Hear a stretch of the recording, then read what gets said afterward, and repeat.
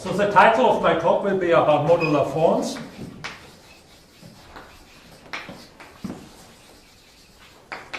Elliptic polylogarithms.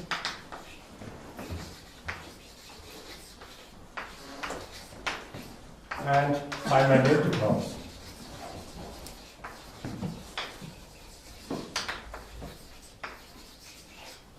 This is joint work with Louisa Adams. And basically you can find basically what I will say today in two papers. One is from last year, and it's this one. And one is quite recent.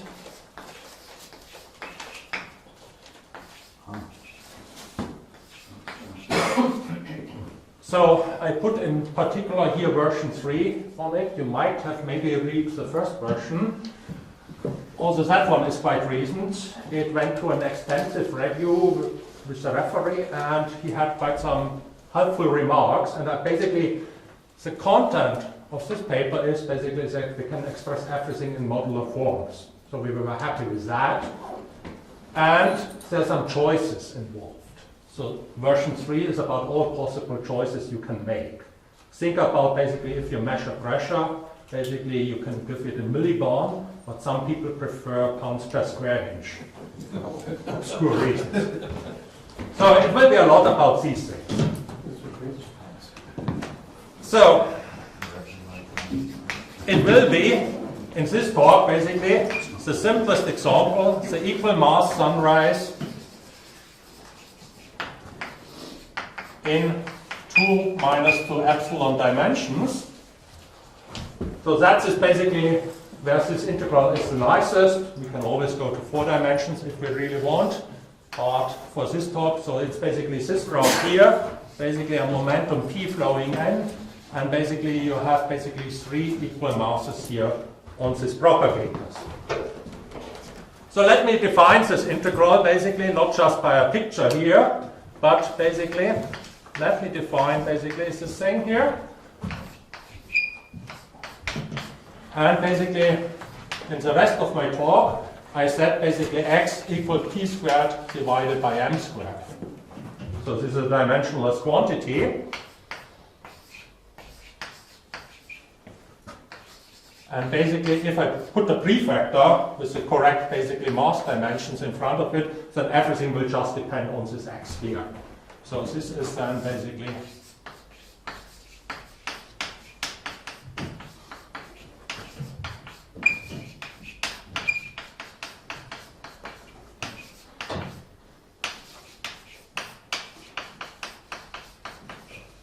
and then basically from delta function in d dimensions.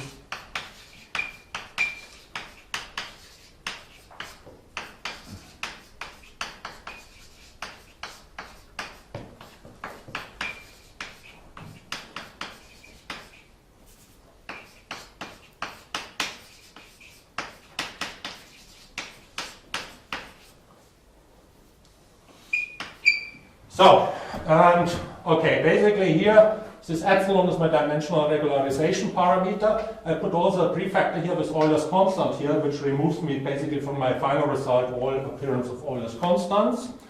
Then this nu, and this nu1, nu2, nu3, these are the powers to which the propagators can occur. I consider a slightly more general situation, and basically nu is just the sum of the 3 here.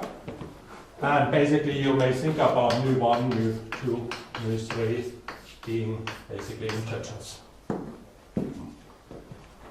So, in particular, so this is basically how you would write down in quantum field theory. We have a Feynman parameterization. And let me give that basically for the special case, which is the case I'm mostly interested in, where the powers of the propagators are 1, 1, 1. That I can write, basically I have my prefactor here, and then I get a gamma function 1 plus 2 epsilon from Feynman parameterization. Then I integrate over 3 Feynman parameter. And then I get basically 2 polynomials to some powers. And basically, what are my polynomials here? This u is x1, x2 plus x2, x3 plus x3, x1. And f. Is it delta 3 or just the delta? Sorry, what? Is this a delta 3 or just the delta? This is just the delta. Thanks. Otherwise it would be too simple. So it's minus x, x1, x2, x3 plus x1 plus x2 plus x3 times u. And your x is p squared upon n squared. So my x without an index is basically the variable on which this polynomial varies with x, obviously, and x1, x2, x3 are the Feynman parameters. So, what are we interested in? Basically, if the physics interest.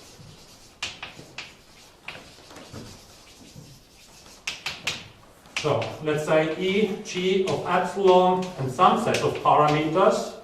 So in this simple case, we just have one parameter. What we would like, basically, is the Laurent expansion in epsilon. So we would like to have something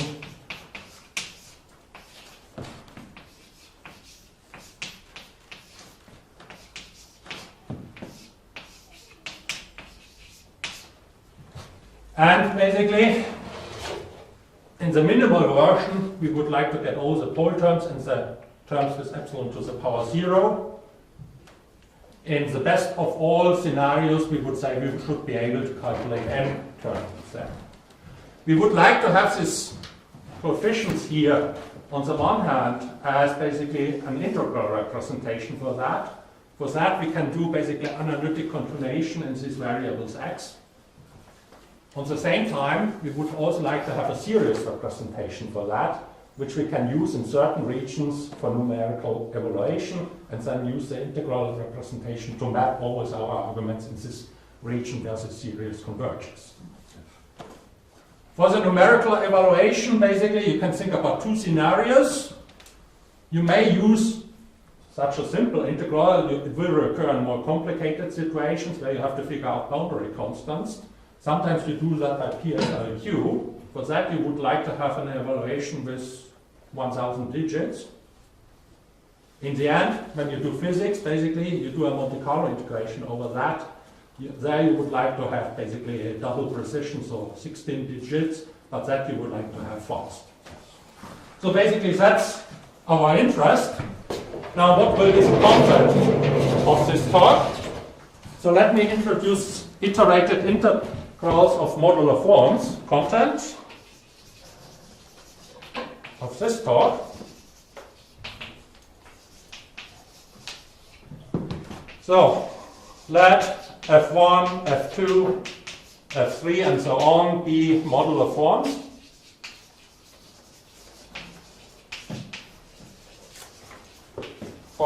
Of a congruent subgroup.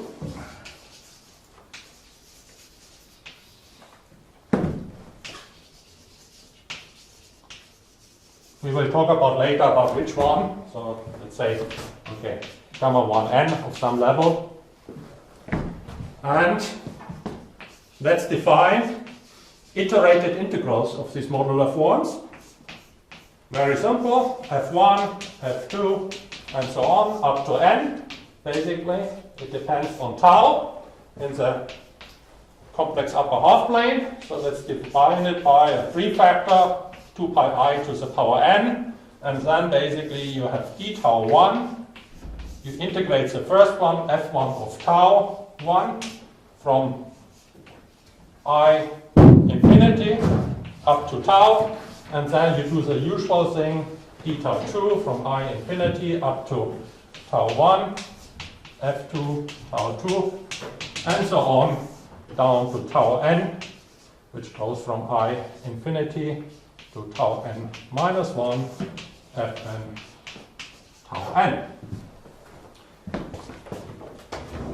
And of course, basically, you said basically the one which does not have any modular form we define it to be 1. So this definition is unproblematic, basically, if the last one vanishes at the cusp I infinity. Then everything is well defined. If it does not vanish, basically mathematicians basically used a concept which is called the tangential base point. It's explained very well in a paper by Francis Brown. It's very similar to trailing zeros in the multiple polylogarism work. So basically you just remove the divergences there. So,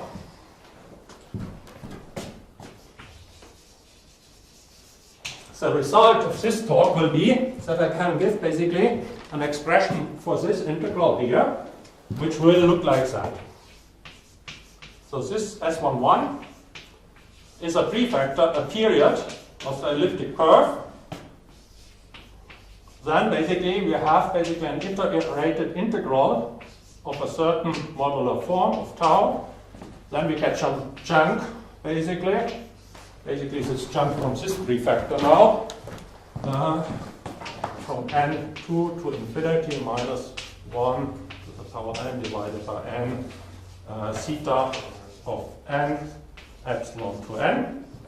So this is all in the exponential. Is this L, I can't read, it's I of L1, or the first term of the exponent? I of L1, just read it please. F2. F2, I read L1, that's F2, okay. So this is, Okay, fine. it's a modular form of weight 2, what appears there.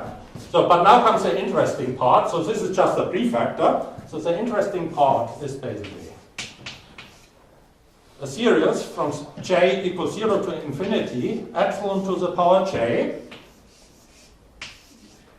a sum from 0 basically to the smallest integer equal or less than j half, and then comes an iterated integral, exactly these things here, and I just explain in a second the notations, 1 f4 to the power k, 1 f3, and then f2 to the power j minus 2k, and then the whole thing of course depends on tau.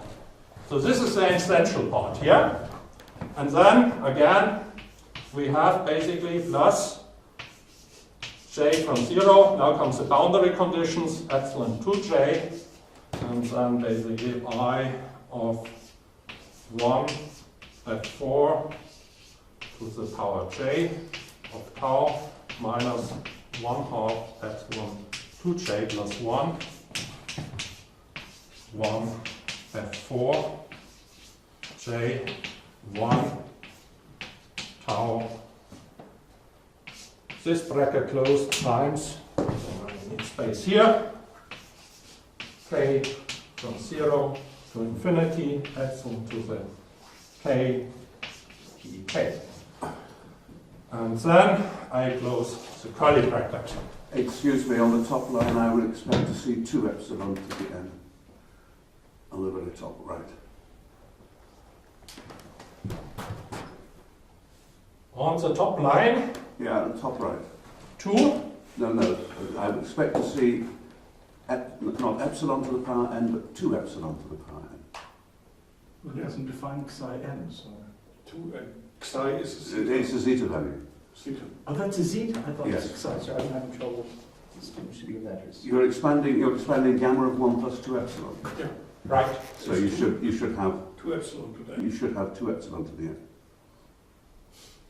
You're probably right. Okay. Well, why not just have gamma, which is a standard function? I thought this was No, a coefficient, but it might just be gamma. Let's see if we can- Okay, it's a trivial thing. Very badly. No, it's correct. It's in the exponent. I mean, we agree that if I have a 1 here and a 1 here, then basically this factor of 2 is not there. No. F of 2x is not the same as 2f of x, so he's quite right. The epsilon should be 2 epsilon. It's a function of 2 Okay. epsilon. Twice the function of Absolutely. Yeah, I got it. It's Thank not- you.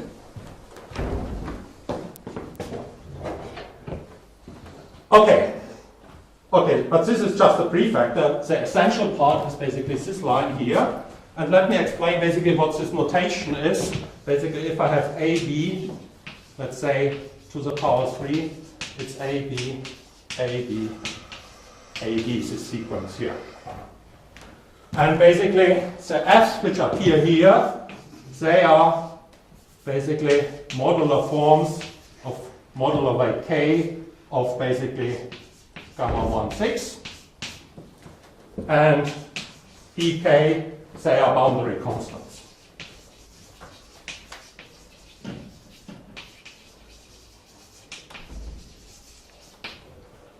So if you write 1, this means just another integral and nothing else.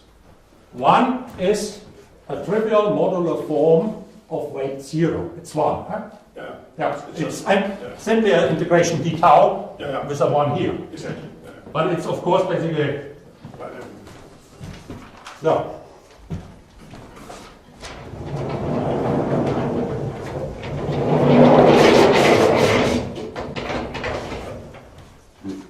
You're going to tell us what the weight 3 and weight 4 modular forms are. Yes, I will tell you basically what they are. This is just basically what will come in the talk. Basically, and the second part, which I would also like to mention, which is basically a corollary of that.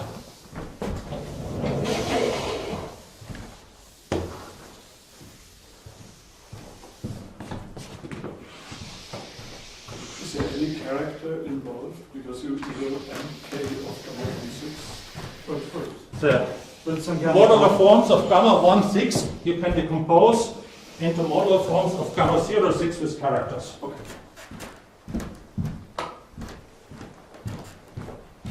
So the second point basically is basically the system of differential equations as an epsilon form.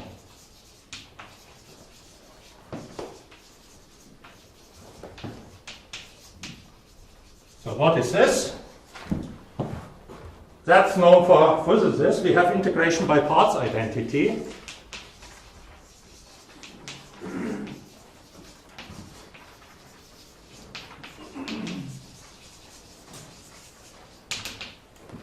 Where you say basically in dimensional regularization, if you have ddk, and then basically have basically a derivative here acting on something, and the whole thing is 0.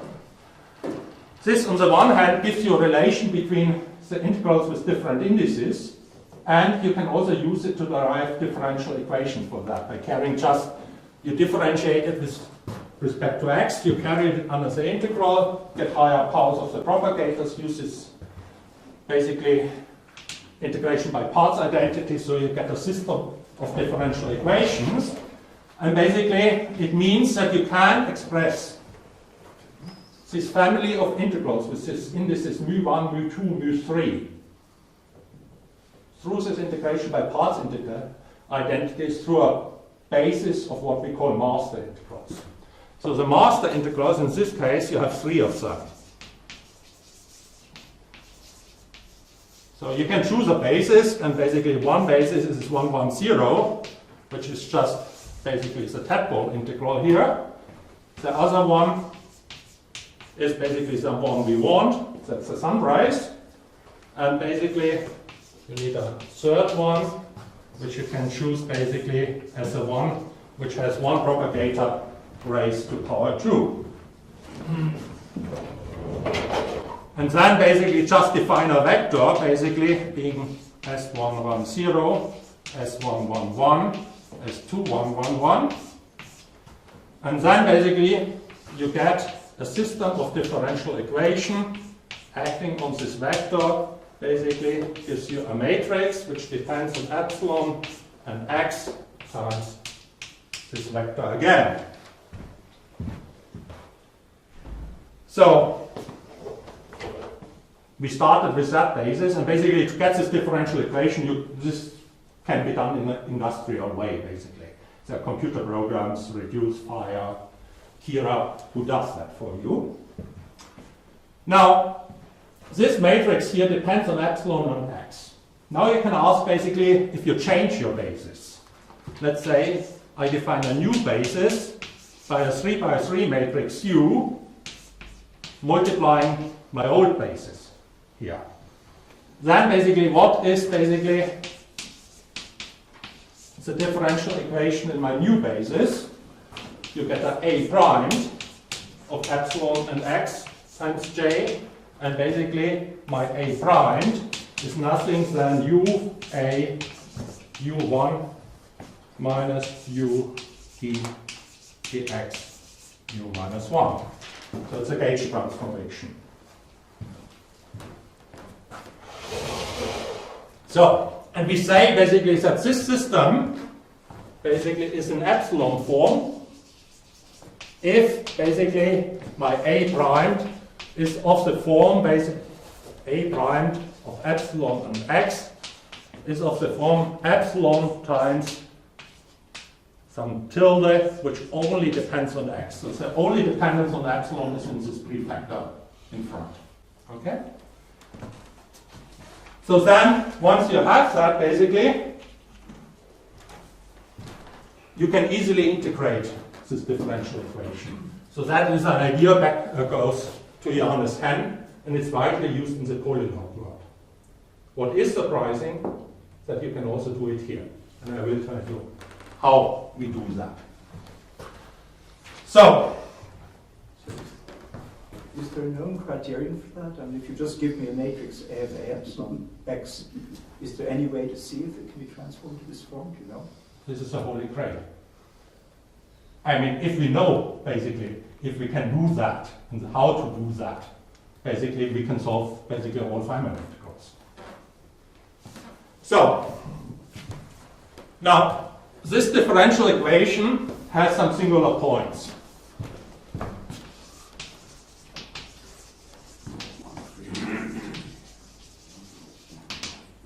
Basically, the singular points are 0, 1, 9, and infinity, where 9 is the threshold, 1 is the pseudo-threshold, so that basically.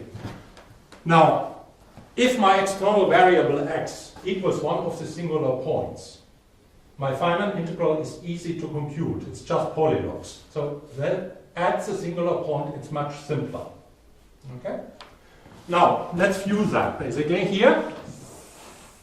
Here I have my variable x. Here I have 9. Here I have 1.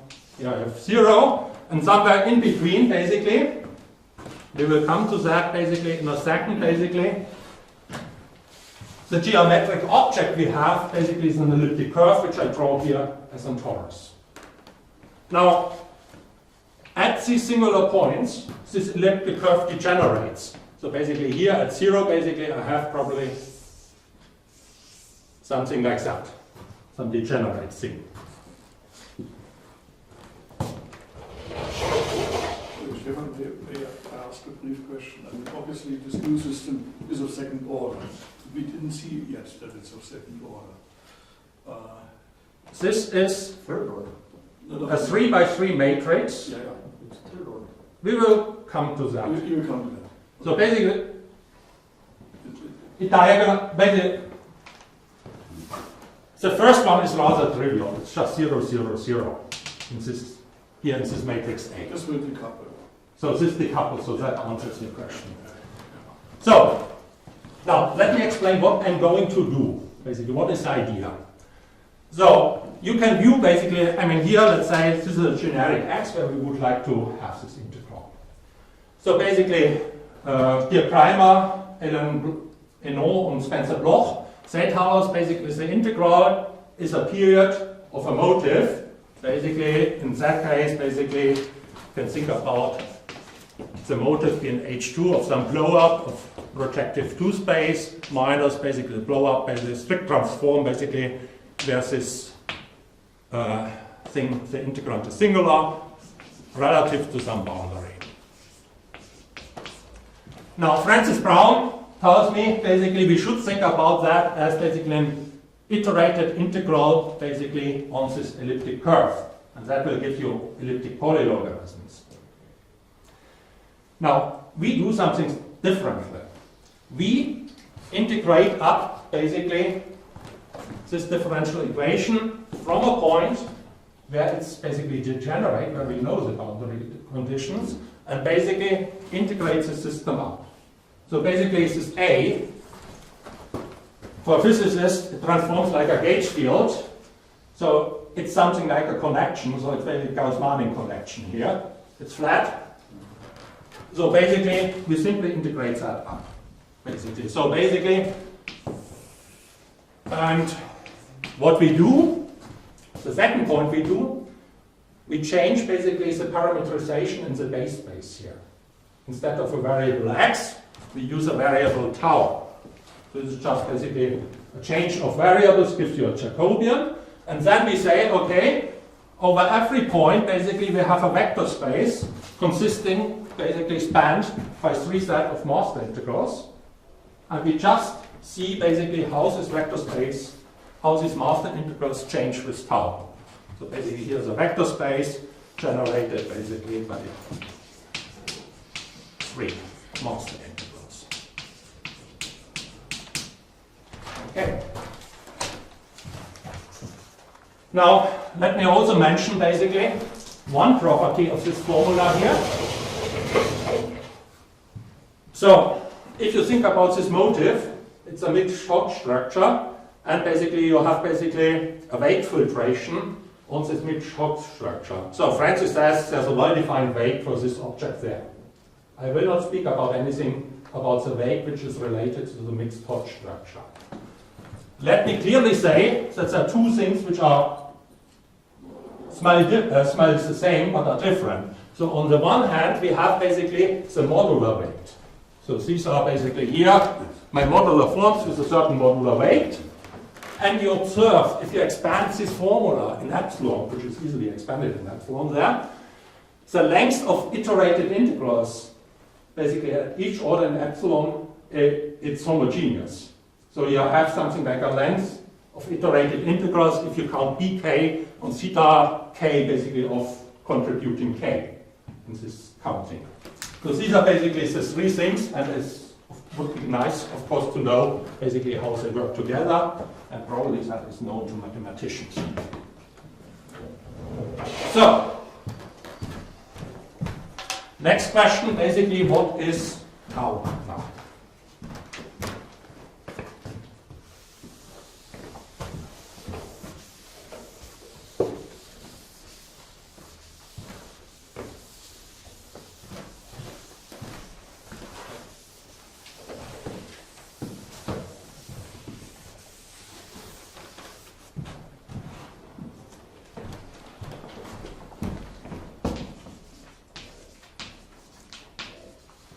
So, what is this variable tau? If you look basically at the order epsilon to the 0 term, you have basically the graph polynomial f in the denominator. So you can look at the 0 set, where you might expect that you need some special treatment. And basically that is basically order degree 3 equation in the Feynman parameters. So it's a cubic, and basically x1, x2, x3, for instance 0, 0, 1, basically is a point on this curve. So basically this is a rational point, this is a cubic curve, so it's an elliptic curve, what we have there.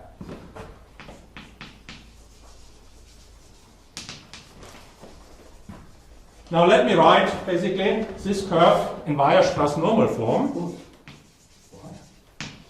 Why?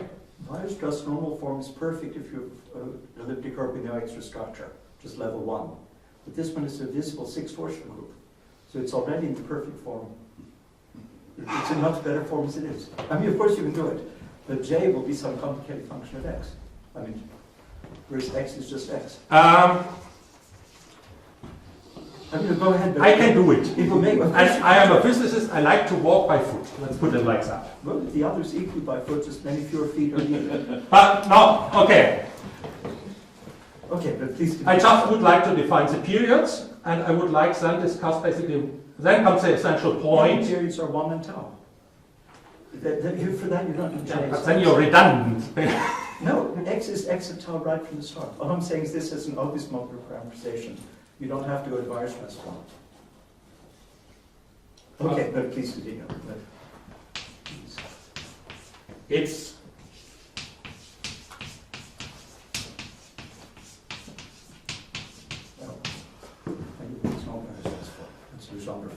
and basically you can write the roots basically as algebraic expressions. In that case, let's write some down.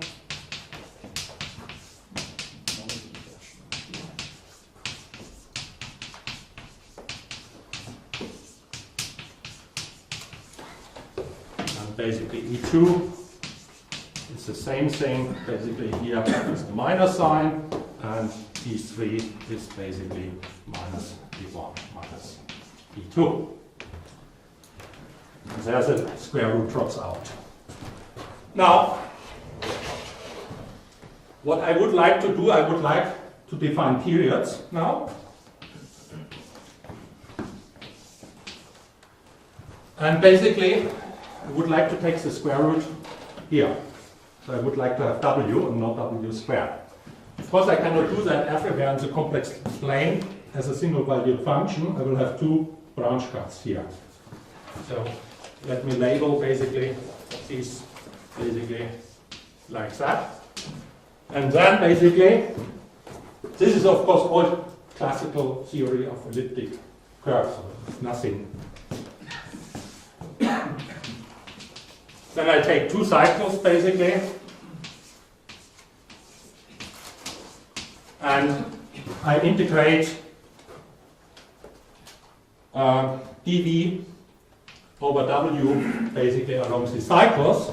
So basically, let me define one period, basically this one. It's basically along this cycle, E2 up to E3. And the other one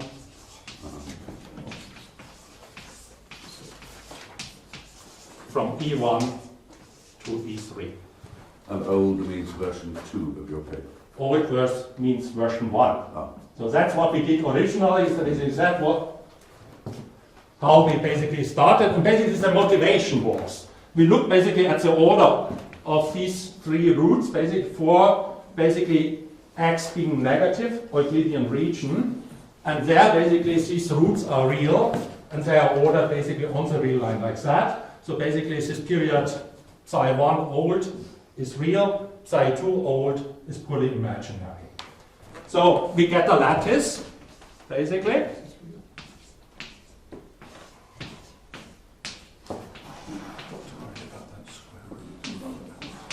So here's psi1 old, and here is basically psi2 old.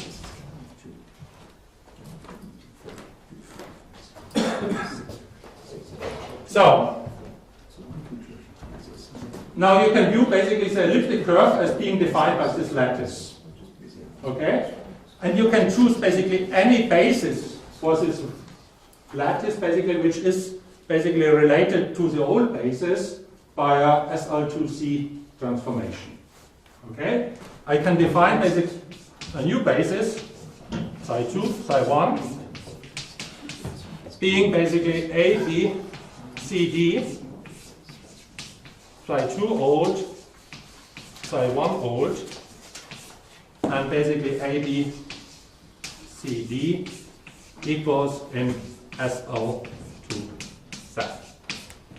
Okay? So whatever I do basically, I could choose different basis vectors. In particular, I could choose basically as psi2, this one here. Okay? Also a perfect choice. Now, and then basically my tau, so let's define now my psi2, that is basically psi2 old plus psi1 old, and basically psi1 equals psi1 old. This is a perfect valid SL2Z transformation, and basically then my tau is just the ratio psi2 over psi1. And then Q just corresponds to changing the sign of Q.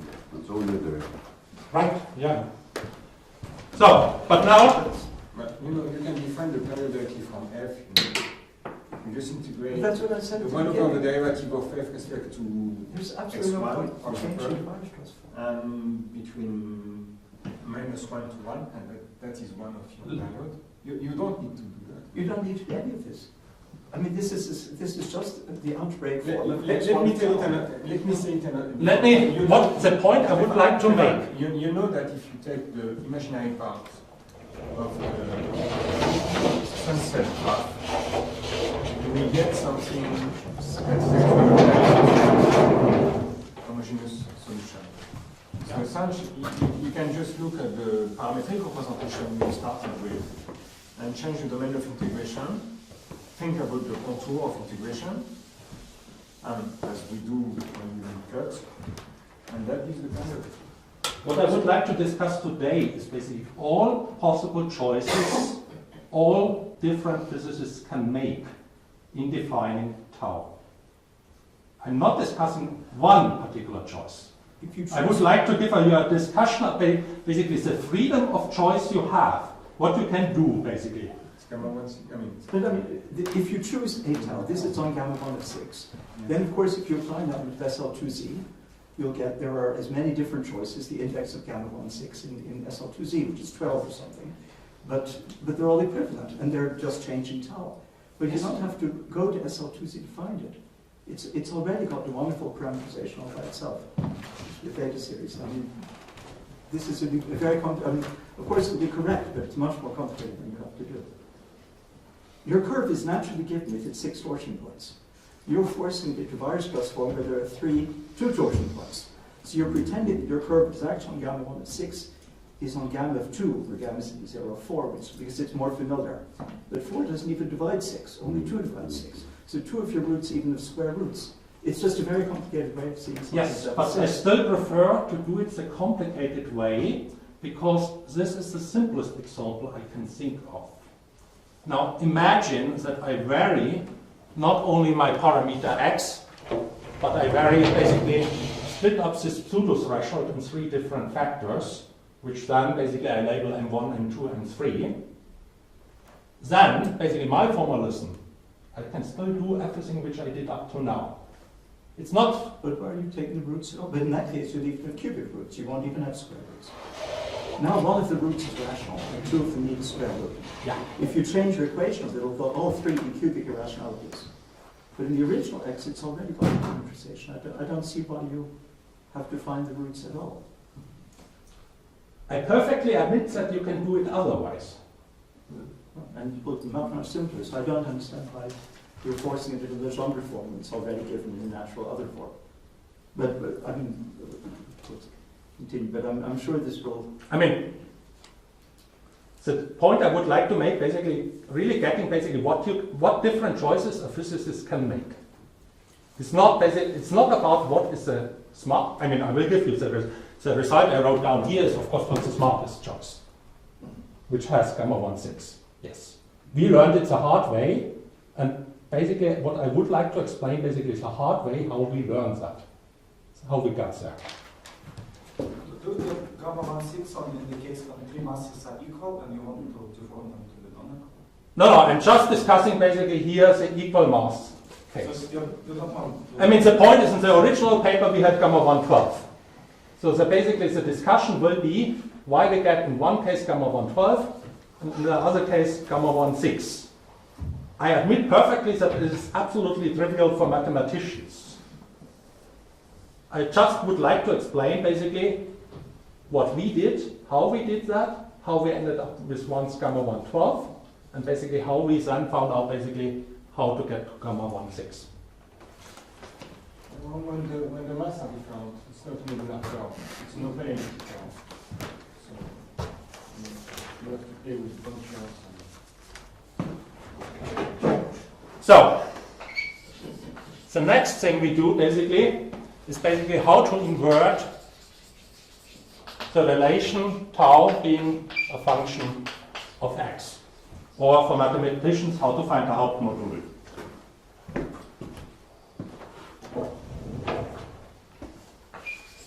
The way we do it basically we look at the modular lambda function. Basically, in terms of the roots we had, basically it's E2 minus E3 divided by E1 minus E3. Now that thing, basically, once you have the roots, it's an algebraic expression in x. Basically, so this lambda, basically you can work it out, x squared minus 6x minus 3 plus 1 minus x3 half, 9 minus x1 half. And here. You break the top? Yeah. And basically here comes the roots with a minus sign. So, on the other hand, you know that there's a formula for that thing in terms of Dedekind's eta function. Eta of tau half to the power 8. Eta 2 tau to the power 16. And eta to the tau to the power 24. Now, you can expand both sides. You expand that side in tau, or q, being basically, that basically q2 e pi tau, and expand basically the right side in x. Both power series start with a linear curve. So you can basically revert the power series and get basically x as a power series of tau. So basically when you do that, basically you find x equals 9 and then q2 minus 4 q2 squared plus 10 q2 cubed plus plus plus plus. And you can do that for 1000 terms without any problem. Okay? And then you will find basically that this can be written again as an eta quotient. Tau 2 to the power 4, 6 tau 2 to the power 8, 3 tau 2 to the power 4, and basically 2 tau 2 to the power 8. And if you were to change the sign of q, Well, that's really switched structure. It's not the same. I get something with 12. You in get here. something with 12 in there. Yeah. And These are all equivalent. which is what you did previously. That's what we did first. Yes. So you see basically here just multiples of basically here you'll see already gamma 1 of 6. Basically, that's basically how you get it. Oh, no. We know the pseudo thresholds, right? But we know So you know where you know the type of bodies and we know the type of the fibers. And that's enough to get the. Well, we know that it's gamma 1 of 6 from the end that you should really use more of the. You know, of course, one can do it by doing it the wrong way and then with the computer 1,000 terms. But we already know that x is an 80 product, and also 1 minus x, and also 9 minus x. So why write them in terms of lambda? It's on a completely different group, gamma 4, which isn't even contained gamma 1 of 6. It's just. Because we Any two can modular functions of no, we can do relations. the same game in more complex situations. No, if you change the MI so that they're no longer all the same, then you no longer have the 6 torsion. No. It's still an elliptic curve. So now you don't use the gamma 1 of 6, and you don't use gamma of 2, you simply use SL2Z. It's still going perfectly good a J function, which is rational. It always has a Weierstrass form. And in that case, you won't have this function, it'll just have the Weierstrass P function. I don't see what So what we can basically, we really ask the question, can for any possible choice of the full modular group, can we do this game?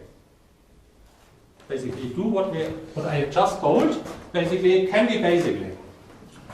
So this lambda function belongs to gamma 2. It has index 6 in the full modular group. So basically there are 6 cases I can consider, and then I have the 4 singular points. And what I would like here for this to work, basically is that both sides I expand in a parameter which goes linear. So the expansion on the left-hand side is always the same. The right-hand side I can expand in x minus 1, x minus 9, or I do a transformation and expand around infinity. then basically, X. But you know, But these are the cusps of gamma 1 and 6, and you're forcing it to have something to do with the cusp of gamma of 2. Is that the gamma of 2 is not parameterized, you think.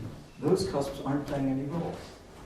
in the end, for numerical evaluation, basically, I would like to be able to do that with an expansion around x equals 0, x equal 1, x equal 9. That's what I'm saying. Yeah. Those are the cusps of gamma 1 and 6. But some of them correspond to cusps of. And the lambda is playing no role. I don't know. Anyway, you've now got x as function of time. Okay. And the lambda is never. We agree that Yes, there are many ways to roll. yes. Okay? And just one sentence, in my talk I gave 3 active and Layla transformations that enabled you to achieve this.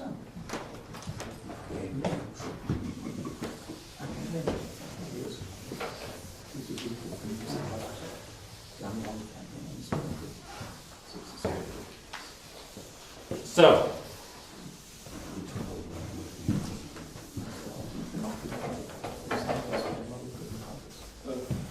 Stefan, I have a brief question on the relation you gave last. I mean, I remember you had this equation which you earlier called T, a kinematic variable, to tau. This was a bit more complicated. There were several more etas there. yes, that was exactly because we used this old period. Then you get a little bit more. Yeah, Then you have basically eta quotients with coefficients up to 12 and basically all the divisors of them. right. And then basically if you carry it through, you end up with modular forms of gamma 1, 12. Now the question is this now the same as what I have? It would be interesting to know. I think this is, Don Sake says this is a standard thing. That's basically. There are several other ways to write, because 1 minus x and 9 minus x also have inner products. And of course, if you change tau to tau plus a half, a to tau plus a half is also written in terms of etas, and then there are more etas, but they're all, it's the same function. Just slightly different ways of having the coefficient function. So, the next thing, what we did, we looked at the integration kernels of our differential equation.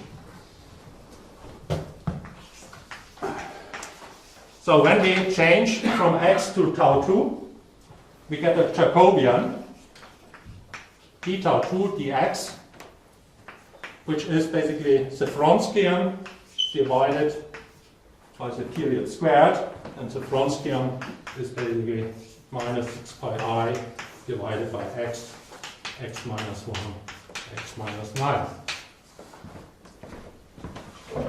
So, what are these integration kernels? Basically, these are modular forms, and basically original, if you just carry out this transformation, just change now, basically, the variables like that, and perform the change in the mass integrals. I'm telling you in a second. You get basically here's a Jacobian, basically, and then you find an expression, basically, which looks like that in your variable x.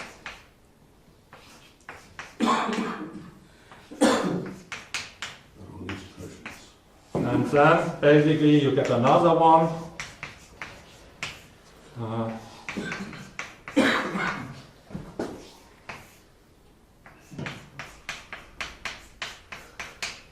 In your original variables, and basically a fourth one.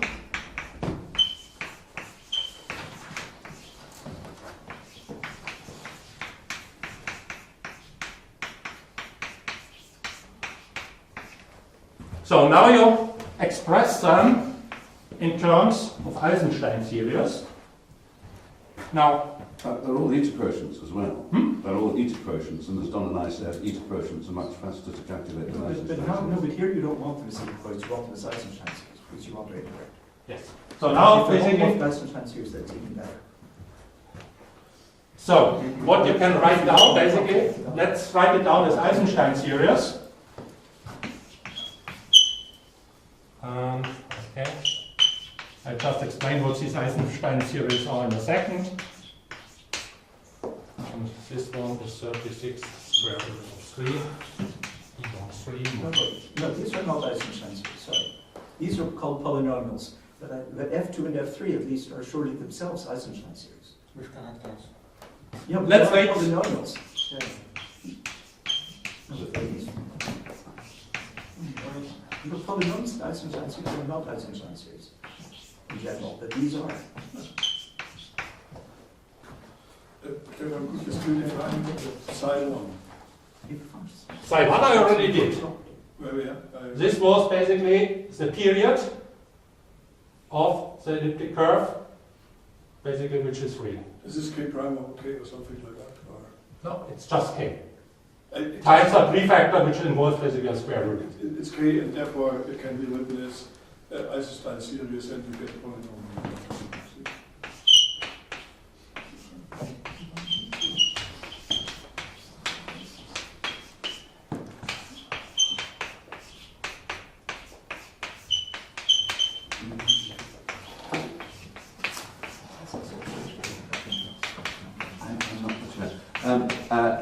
Please, Stefan, a lot of people, Stefan, Yeah. a lot of people are suffering. Oh, sorry. We don't have a chair, so we're going to take it in turns to remind you to break the chalk. This really is- Sorry. So, Eisenstein series of weight 1 with Dirichlet characters, the trivial one, and one with conductor 3.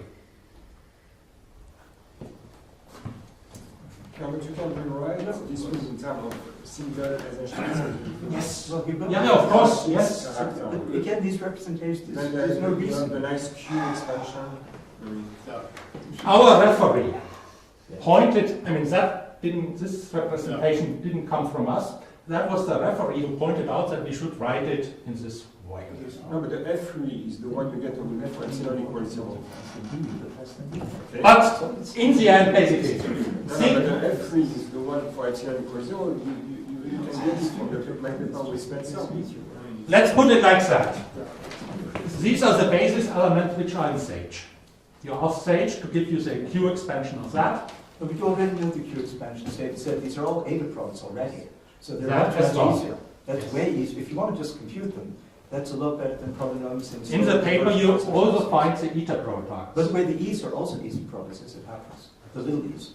Everything's an eta product. It's just a representation of the same thing. So, But the question, the mathematical question is, are F2, F3, and F4 Eisenstein series? Yes, F3 is. Yes, I think all three of them it is. are. We give it to the It's a, well, but everybody knows that. That's the mathematical property. Every function can be written as a polynomial in some other forms. The question is this thing itself an Eisenstein series? That's an intrinsic property. It means it's orthogonal. Eisenstein series are functions. yeah, we showed that. But of course, but I'm saying those are the functions you should be given. That's the important property, not that it's a polynomial in some other Eisenstein series. Being a polynomial in Eisenstein series is nothing. All modular forms are some polynomials in something. But being an Eisenstein series is a very special property. It means that the function is so. If we had known this sentence before, we could have That's trying to be helpful. Yeah, I mean, the first thing we did, we showed that there are basically Eisenstein series of weight 2, 3, 4. Exactly, and that's the good representation that is mathematically useful. Okay. That was in the, yeah, it's still in the paper. It was our original things that there are Eisenstein series of weight 2, 3, and 4. Okay, Don, in my talk I showed that the integral is an Einstein integral of the weight 3 Eisenstein. And this is exactly like 3. Stefan, I have still a question. Yeah. I mean, the point is they all are lying in M, 6, as far as I understand. Yeah. F2, F3, and 4. Now, I mean, Cohen told me recently that what you need maximally is products of two Eisenstein series to exhaust the basis over there. And now it seems to be that this representation doesn't play any role here, because you could actually go along with just two Eisenstein series. On the other hand, you get the fourth power. Maybe I can answer that. There are three things, right, let me say something, because really multiple forms is something I and many people in this room, we work with all our lives, and we can say how it works. There are three different things. There are Eisenstein series. Right. That's a linear space. We don't multiply them actually. The product of Eisenstein series is not an Eisenstein series. They form a subspace of all multiforms, which is completely intrinsic. It's the orthogonal complement. A cos form, that's an intrinsic property. It's not a question of which form you've written. It's a property. Function is either an Eisenstein series or it's not. Now, certain groups, like SL2Z, have the property that all modular forms are linear combinations of products of only two Eisenstein series. Right. So that's a theorem, for instance, for SL2Z. You can take a modular form of weight 6,000 and write it as a sum of products EI, where I plus j is 6,000. Right. So that's quadratic. Then there's another theorem which says that for SL2Z, there are always polynomials now, not quadratic, in E4 and D6. And the general theorem is for any group, there's a finite list of forms, it's a finitely generated ring, and every form can be written in polynomial in those special ones. You don't necessarily want to do it. It's extremely stupid on SL2Z to write everything as polynomials in E4 and D6. There's no gain at all, but it can be done. Here we're doing that last thing, so that's why these polynomials are of course not quadratic ordered, because it's true that the ring of modular forms on gamma 1 of 6, it's not just finitely generated, but it's freely generated by E1 and E2. So therefore every modular form is some polynomial in E1 and E2, in particular these are. And of course, by looking at a few coefficients of Q, you can work out what the polynomials are, and there they are. But these funds are much nicer than just polynomials in E1 and E2. If you took some completely random thing, it would always be a polynomial in E1 and E2. But these things are Eisenstein series. And that's a wonderful special property, and sort of write it as the special case of a class of functions that have no good properties is going the wrong way. You've taken something very simple and writing this is a much more complicated thing. So, in other words, your instinct the first time around was better. Keep this Eisenstein series. Okay. I still have to tell you one thing. Basically, what is the basis of master integrals?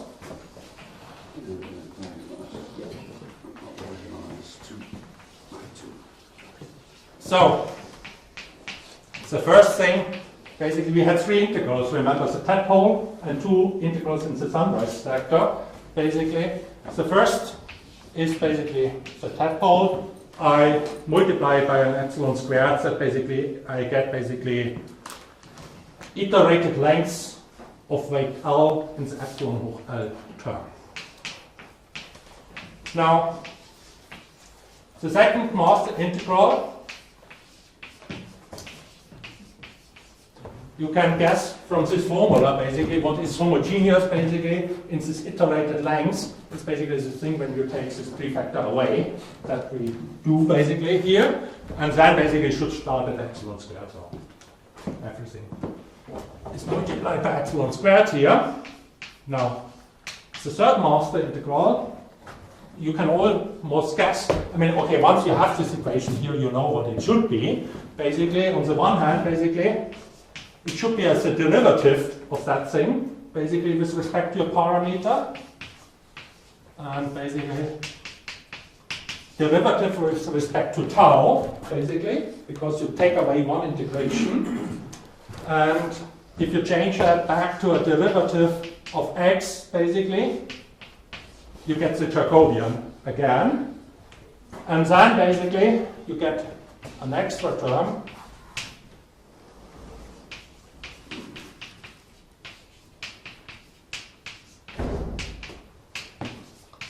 Again, basically, with proportional to this master integral.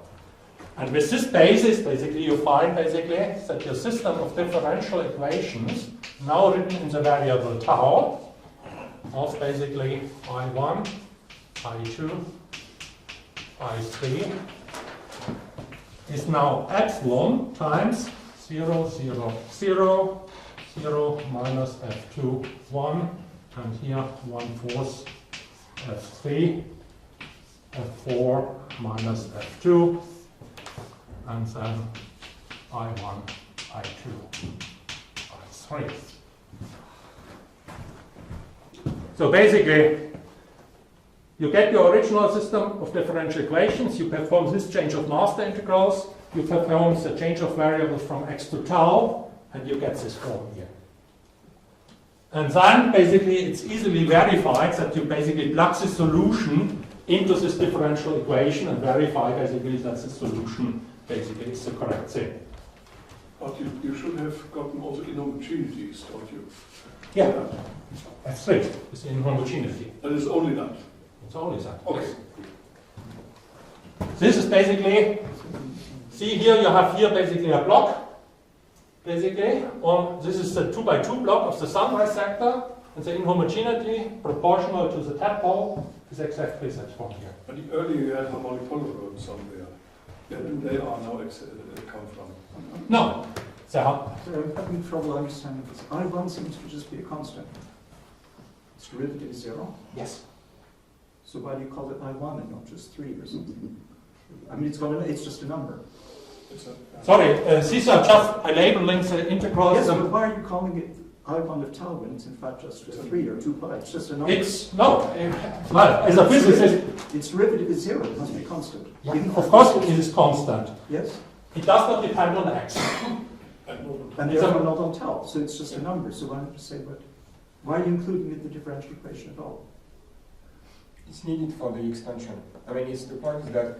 Well, yeah, no, I can see that then it's not homogeneous. There's a constant. Yes. Yeah. Yes. But It's just You would like basically that.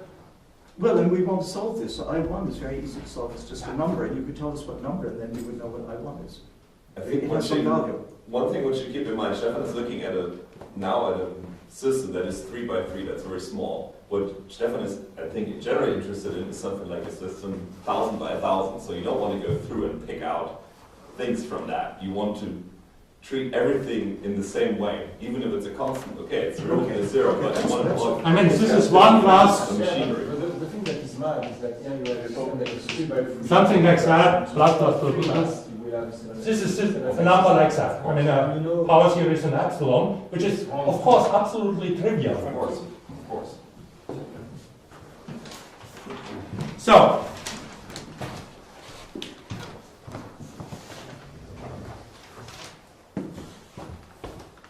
I can stop here. No, I don't think you should. I think you've had so many interruptions that you should come to a conclusion. So, basically, there are two things I can briefly mention, basically. When the discussion got lively, basically, it was with this lattice where we defined the periods. So basically, what I would like to be able to do, and what I can do, and also mathematicians can do, basically to do the whole story here. So we did our expansion around basically x equals 0. So if we now look basically, let's take basically this result for S11. Can you put up the other point, please? So we can remember all these formulas. Thank you. And let's take the order epsilon-0 term. So basically just the first term here. Then this term, basically, if I spell it out as a Q expansion,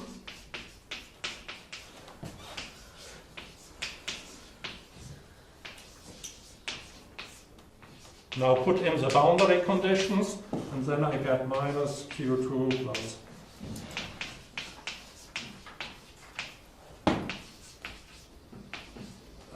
Q2. And then I get a Q expansion for that thing. Now, from these modular iterated integrals over this Eisenstein series, it's very simple to get this, basically this Q expansion. I can do that once and for all, and then I can evaluate this expression for any value of Q2. Okay? So this basically, okay. The periods are easily computed by the arithmetic geometric means, that's fast. Okay, this is the boundary condition, 1,000 values, polylogs, basically, and then I just have to evaluate a polynomial which I truncate in a certain order. So do you know the coefficients of this series, or you just know the first few? I know. I can easily generate 10,000. No, when I say know the coefficients, I mean the nth for every n, not for 10,000 is the first few. You don't have a closed expression. That's what I'm saying. Is this something like an Eisenstein, like an integral of an Eisenstein series? So Yeah, we know it, yeah. Yeah, So we know of all course. of the coefficients, not just the first 10,000. Yeah. So then you can do it before it's okay. And Yeah. The point is now, basically, I would like basically to evaluate that, and of course I truncate the series. Yeah.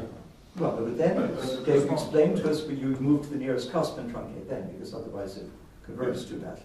And if Q2 is very, very close to 1, you don't want to do that. No. Then you change variables to another cusp. It's all- Exactly. You know, you both, of course. Always just that you go to the nearest cusp and expand.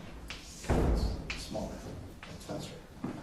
So do you really need the Q expansion? I mean, can't you get the closed expression right away and do this from the iteration?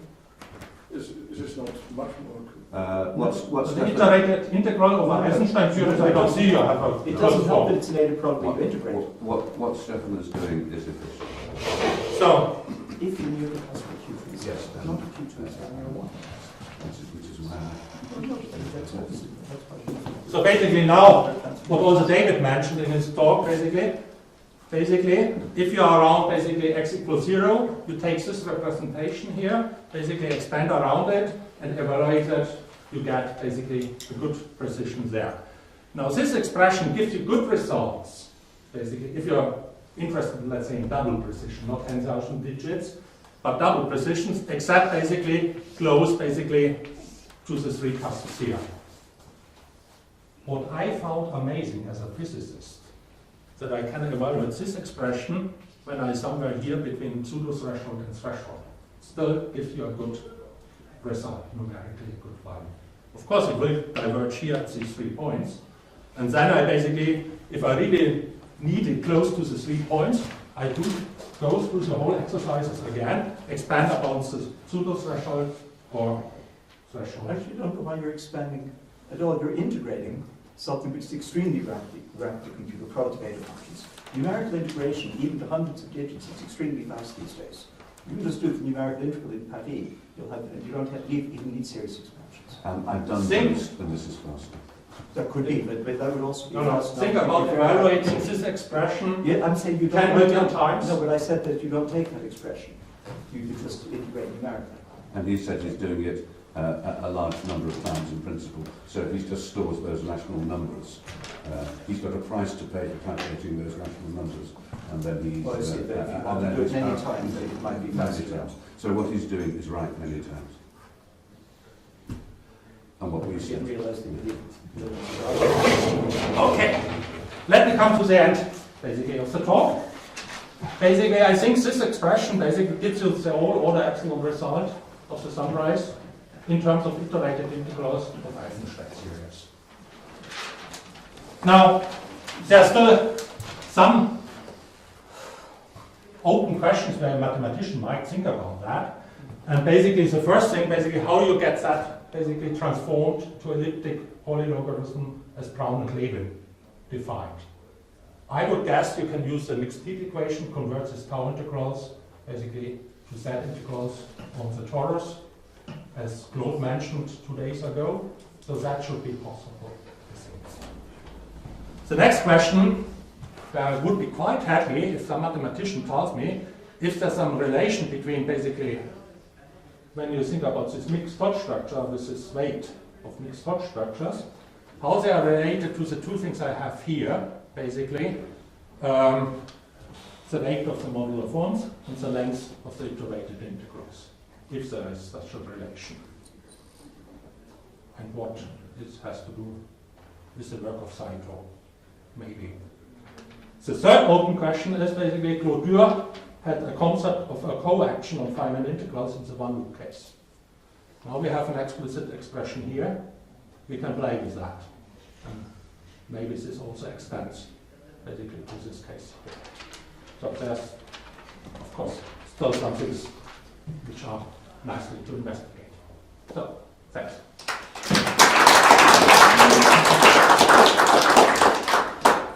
So I have a question. So the matrix here, as you said, is the Gauss-Feynman connection, right? So to bring in this epsilon form, you do a singular gauge transformation when epsilon is 0. So your solution is smooth when epsilon goes to 0, right? Take epsilon here. But the matrix disappears and you see that your gauge transformation has an epsilon part, right? Yeah. So why is it a good idea to do that?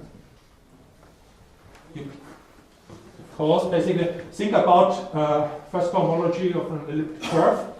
Basically, you can, if it depends on a parameter, you can take the holomorphic one form and the derivative of that thing. So that's what we are doing here. Now, if you act with a derivative, you take away one tau integration, so it has fewer lengths. Okay. The question is that why is it a good idea to bring the connection into the epsilon form, to factorize epsilon? because then basically you would like basically to find basically an expression where each term in the epsilon expansion is homogeneous in the length of the iterated integration. Otherwise you couldn't. This, I mean, once you have this form, it's easily solved.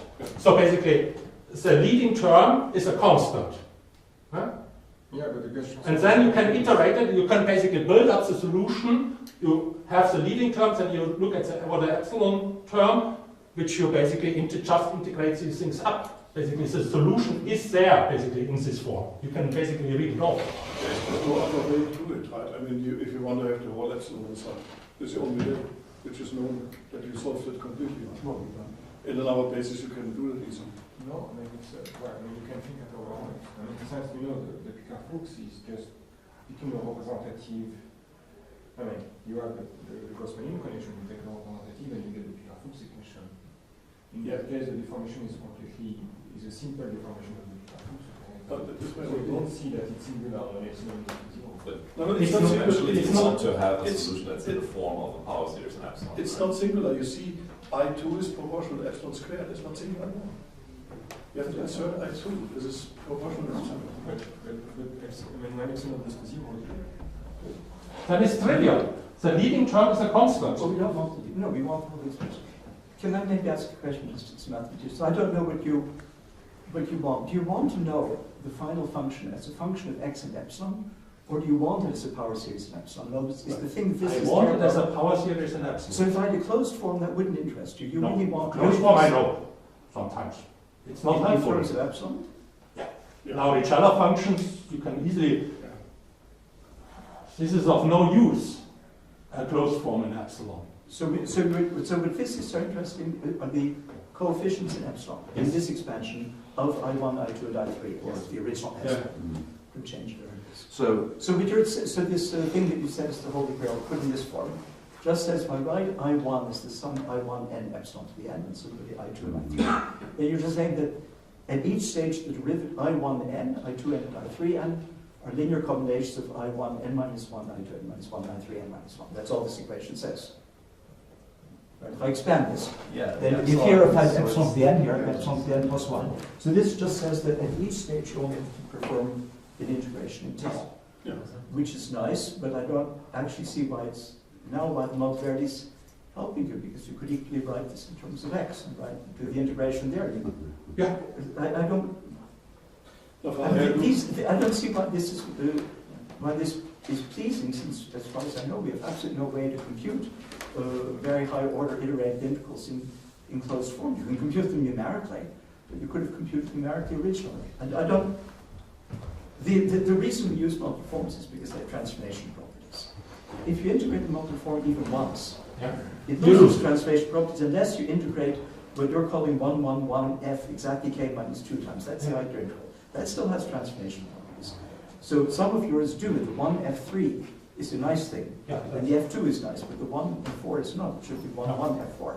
Because it's not iterated integrals of Eichel type. it's not of Eichler type. But even if it were, once you go beyond the first one, they don't have particularly attractive modular transformation properties. So I don't see why this representation is any better than if you have just some, presumably you could compute the original variables, these. I can also do that. And also numerically, to high precision. So it seems to me that the thing we gain No, from modularity, no, let's put we it lost again by having these integrals that we don't know how to compute. So If I would put in my original integrals in x, I would basically just take off this Jacobian here. So I get basically not this nice series expansion here in rational numbers, but I would. No, but it's still got rational numbers once you have these iterated integrals. Or is it? Oh, sorry, it's still got a tau, so it still is a Q expansion at least. Each of these Yes, can you integrate Okay. term by term in the Q expansion? Yeah, of Does that course. work? Yes. That you can do. yes, Yeah. yes. So the integration is up. I mean, in the end, I just So want a that power these things are expansion not in Q. So you do want a Q expansion. Yes. Okay. Yeah. But And then when he's done that, even though it's not a nice thing, he's got this list of rational coefficients of the powers of the Q that he's chosen because of the cusp that he's near. so you can compute at many points yeah, quickly. if you want to think of that as being a toy version of the calculation of the gender of quantum field theory. Industrial processing of simple truncations with a large number of kinematic But the points. natural mathematical question is, what is epsilon, not what is its original Yes. physical meaning? So if it's the original x, we now see was the wrong variable in a sense. Tau is much better. I mean, that's Yes, yes. the one. It's completely possible that similarly you can introduce a second modular variable, either two modular variables or a modular and Jacobi variable, and that epsilon is some simple function of those variables. And that the natural expansion parameter is not epsilon at all, but something different, which is equivalent, and that then you will have something in. So do you know at all what the meaning is of epsilon from the point of view of modular forms, transformations, data series, Jacobi forms, anything like that? No. It's just a number. Yeah. So for you, it's just an independent. It's a parameter, it's a dimensional regularization. Well, that doesn't tell me anything. No. I know where, I saw where it came In the from. polylogarithmic world, the powers in epsilon are correlated with the weights of the No, I don't want functions. the powers, I want, what is epsilon? Yes. I'm just When saying, you ask what if you functions transform do to those some functions are- nonlinear function of epsilon, you will mess up the nice grading with the weight of the No, but if it's an coefficients in invertible epsilon. power series, if I have an epsilon prime, which is an invertible power series in epsilon, then any given coefficient is linear combination only finally with any of the others. And if the others are easier to compute, I may have gained something. That's So not- each expansion term in epsilon has a totally different physical meaning. No, that I understood, that's the previous So question. they are totally unrelated, except of some trivial things in the realization group. Just saying, it seems unlikely that a function of epsilon would be better than epsilon itself, to me. Well, no, if you could get a closed form in that, then you could read off everything neat, and then just Right. change variables. So that's only conceivable. So this epsilon is really very, very close in spirit to the epsilon in your paper on Frobenius deformations, where on the right-hand side of an inhomogeneous equation, you introduce an epsilon. You remember in your... Oh, in the your- Frobenius right, epsilon, right. yeah. It is very, very It comfortable. indeed looks very like that. But in spirit, That- it's that does and need to also get rid of output. it. That helps. Okay, that does So, help. so Thank you. it's like your Frobenius It's deformation. better. Actually, you can do the following. So you can look at the Picasso, the way it's deformed by epsilon, and you That's use your your method, method the to Frobenius deformation. deform the Algebraic coefficient and to solve Frobenius this was way. better, not my method. And that gives you Take credit. everything. This one should be right. Yes, I'll look at T. This That's one why is- Stefan